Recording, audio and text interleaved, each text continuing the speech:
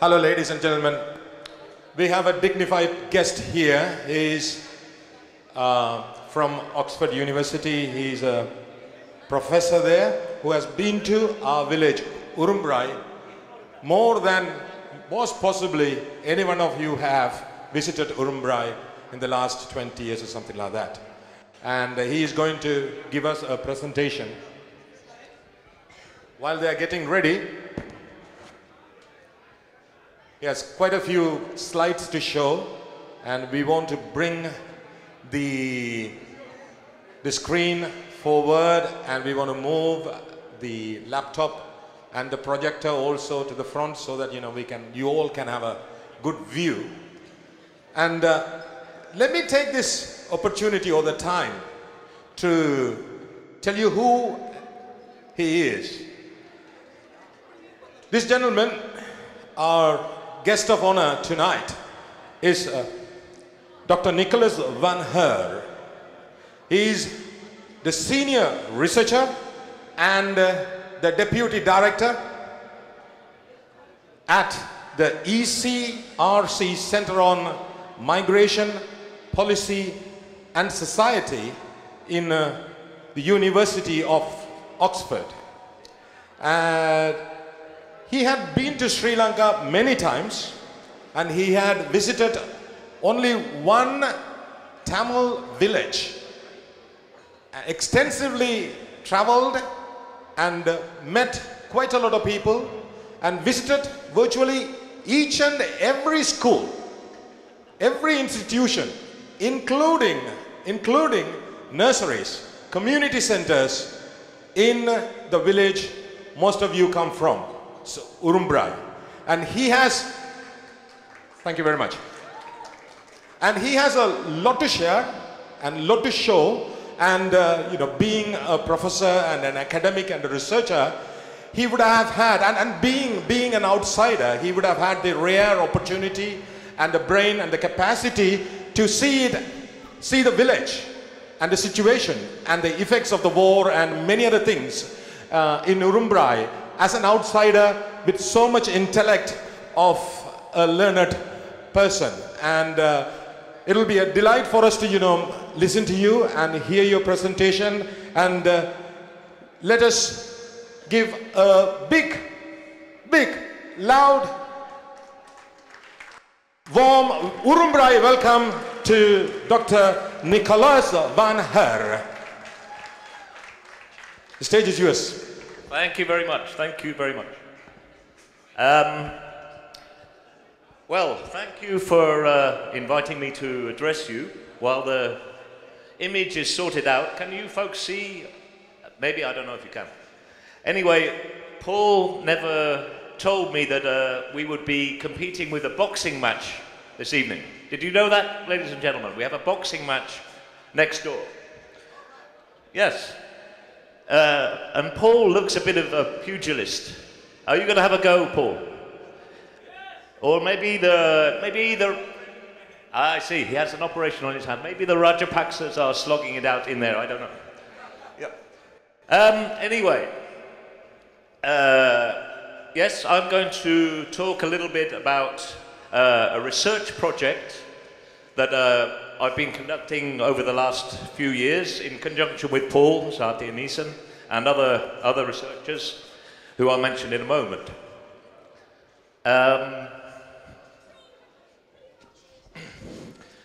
And this is basically what we're going to be talking about.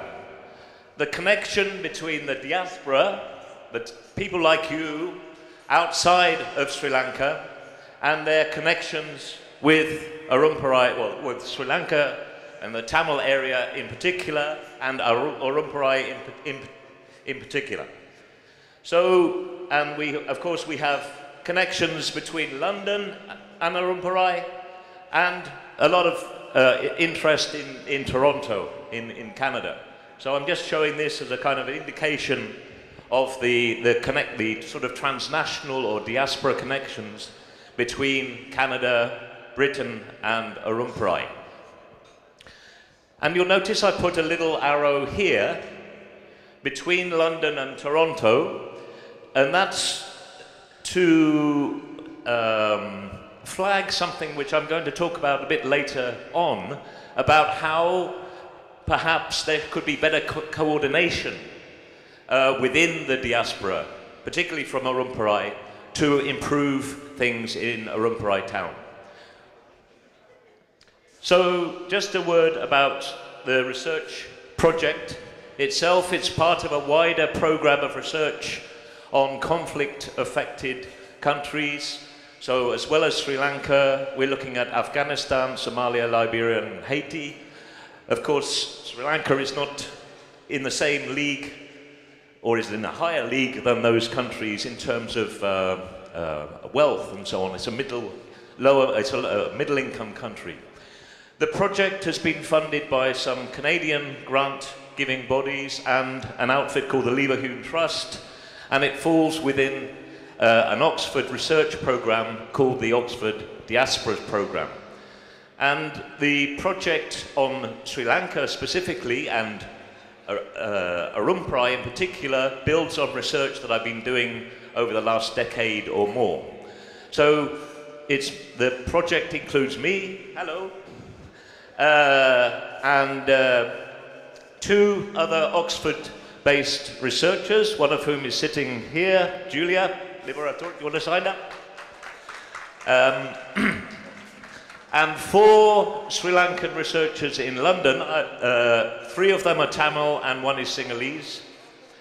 I don't know, Matumai, are you here? She was going to come, but she maybe hasn't. She's from Innerville, not from Urumpirai, but quite close.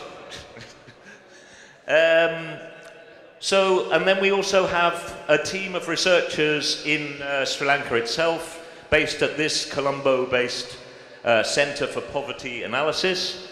We have a couple of esteemed advisors, one of whom is sitting here, Paul Sathianison, ladies and gentlemen, who has facilitated this project, and the other based in Norway.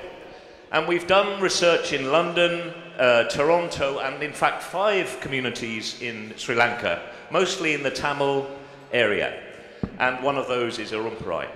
And we've done about 80 interviews in Sri Lanka and 80 interviews roughly in London and in Toronto. So I'll just skip the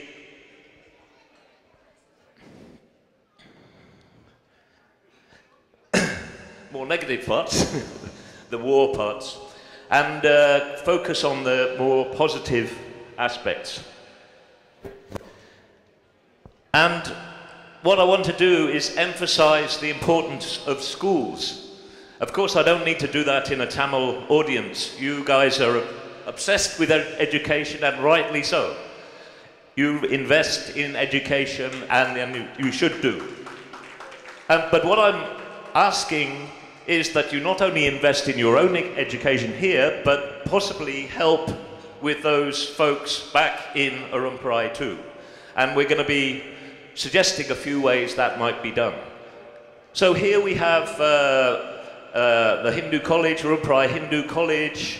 This hall, as you may know, was financed by a London-based businessman from, I think, from Urumpirai. Yeah. I don't know if he's here. Is he? No, he's not here. Okay. So this has really helped that school to expand on its, this was taken in 2011, 3 years ago, at the centenary of the school.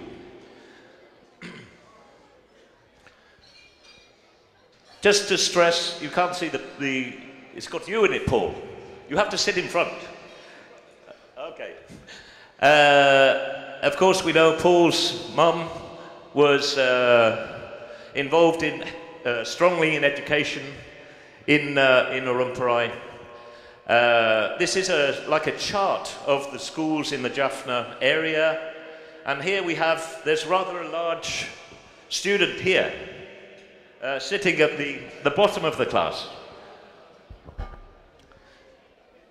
I've forgotten which school that one was, Paul. Saivatamil.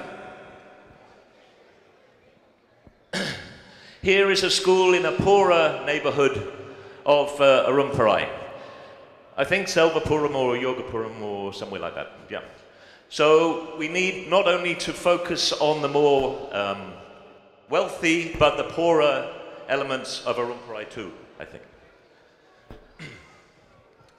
This is a montage of diaspora-related projects in Urumpirai. This is a wedding hall that's being partly financed by some money from London and Canadian diasporans. It's next to the main temple on the Palali Road, I think. This is a kind of a nursery, an English medium nursery that's been set up, again with diaspora money. This is a businessman, he's a returnee from Switzerland, and he set up a computer center and a kind of language school. I think on, this is a little bit painful for Paul because it was your... That's our house. It was your house. And this guy is a rather successful, again, another returnee from Switzerland. So there are a few people who are coming back to try their luck in Urumpirai and investing. So he's founded quite a successful grape farm in Urumpirai. And this picture, again, is rather painful for Paul. Apologies, Paul, for showing this maybe. But this was a hall built in the memory of your grandmother, intended for social purposes in Urumpirai. And as you see, you can perhaps see it's funded, or was part funded by Canadian Urumpiraians from, based in Toronto. But unfortunately, it's been held up by some disputes here and there over the ownership of it. And that, I'm afraid, is the fate of several diaspora-related projects in Urumpirai. And if only these rather petty disputes could be resolved, an awful lot of progress could be made. Paul, I hope I'm not upsetting you by showing you this. Yeah. This is another another Canadian diaspora project. You can perhaps read that these gates were donated by, again, Canadian, I think Canadian brothers. But again, there is a little dispute between the people who want to develop this site into a crematorium, actually, and the local population. So by these slightly negative examples, I'm just showing how the initiatives from the diaspora need really to consult with the locals and not alienate them. Here is a rather more successful project, a women's centre, a kind of a refuge in a way for women, I think on the Kopai Road, and built in the memory of the benefactors' parents, and that's accommodating various women who need kind of a refuge in the area.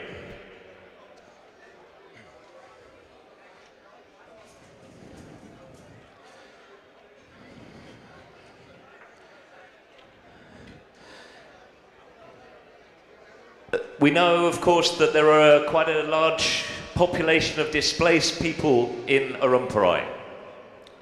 This woman is an example of such a displaced person. She's displaced from the high security zone towards Palali, north of Urumpirai. But she has rebuilt her life, partly financed by migrating to the Middle East. So both her husband and she have gone to work as labour migrants in the Middle East. So you can see that she's raised her house. This is another house on the same block. So her original house was this kind of kajan house, but she has developed her house into a block house with some electricity and so on. And you can see here, this is in the same neighbourhood, how people are developing their quite modest houses. this is a house in this roughly, well, an adjacent area, and the people inhabiting this house were, again, rather humble background, but they have managed to build this quite substantial gated house on the proceeds of migration to the Middle East. So there are some success stories. Maybe, I don't know if anyone owns this house. This is a house of, I suppose it sums up the position of many of you folks. You've had to leave your houses behind. This is owned by a woman, a lady who's resident in Britain, I think. She visits every now and then, but she leaves it in the hands of relatives, rather poorer relatives, to look after it. So some people are coming back and reclaiming their property and developing their homes, their houses. Does anyone recognize this place? Huh? Railway station, they say. Railway station. Yes. Which one? Could be. Innerville. Who got it? Good. Innerville Station. No railway track there, unfortunately. And this was home to another group of internally displaced people from the high security zone north of Urumpirai. It was developed subsequently into a primary school by Save the Children.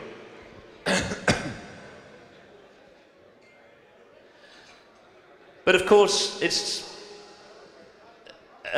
one of the issues is what happens to the youth in Urumpirai. And some of them are organising for themselves. This is a kind of social club, kind of football club called Anastar, I think in Yogapuram or Selvapuram area. And they've won a hell of a lot of cups in various championships. And when we visited, actually, they were playing I think these are residents of Urumpirai, but they were playing a team of that was drawn from the internally displaced population within Urumpirai. So that's encouraging kind of development amongst the youth. But of course, you all know that there are a lot of constraints in Urumpirai. Does anyone recognize this area? It's relevant to the previous picture because this was the sports ground, the cricket ground, near Urumpirai, which is now, or was then, occupied by the army. So the army took over this sports area and displaced people who would otherwise have used it for sports activities. But I think this was in 2011.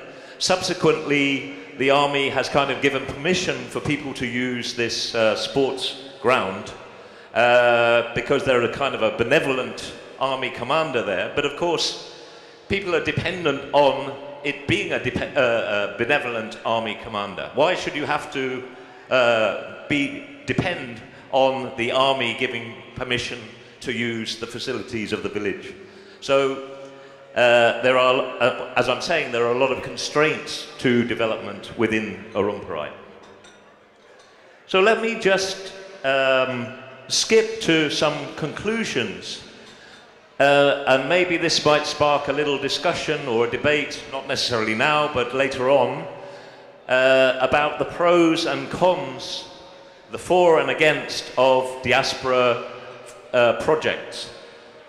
On the pro side, we can see that diaspora interventions, be it money or donations in kind or expertise or whatever, are person to person or they're collective to collective.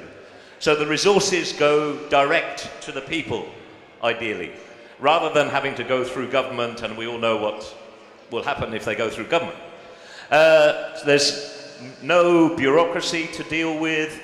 The interventions can be quite fast, and they tend to be based on local knowledge because you people know the area, although you've been absent for quite some time, or at least you can find out from people who are based in Urumpirai still. But there are those. So those are the pros. Those are the advantages of diaspora projects. But there are some cons, some arguments against it. You find that many of the diaspora projects are rather piecemeal. They're rather scattered, and there's little coordination.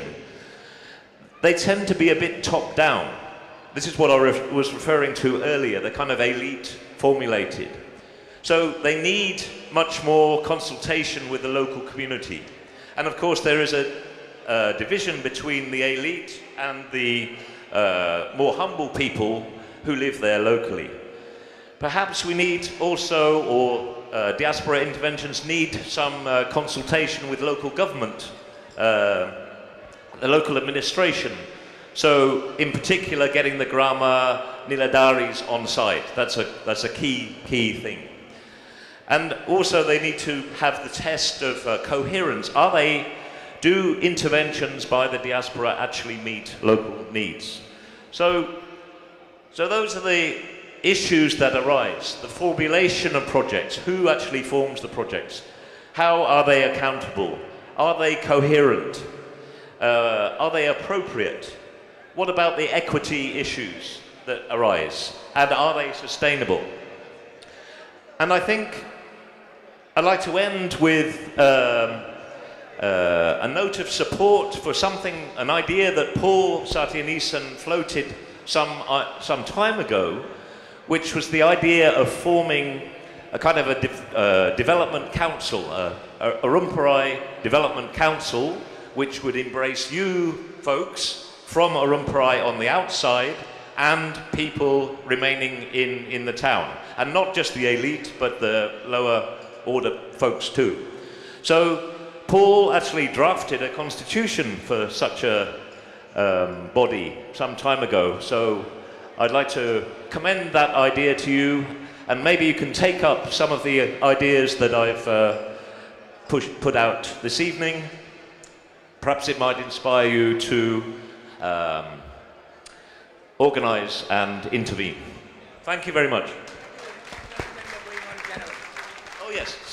I should add that I've paid, thanks to Paul's good offices, I've paid three or four visits to Urumpirai, one in 2006, one in 2011, 2013, and we're going again in January, hopefully, to kind of see what kind of developments are going on in Urumpirai. So when we come back, perhaps we'll report to you again. Finally, I'd just like to flag up a little connection between Jaffna and, can you see it? Oxford. Morris, Oxford. Wow. Thank you. Thank you very much. It was really informative and revealing, and obviously all the cons, it still relates to the old divides we have in our community and of course in our psyche as well. Thank you very much, Dr. Nicholas Van Her and Julia. Thanks very much. And Paul, of course, yeah.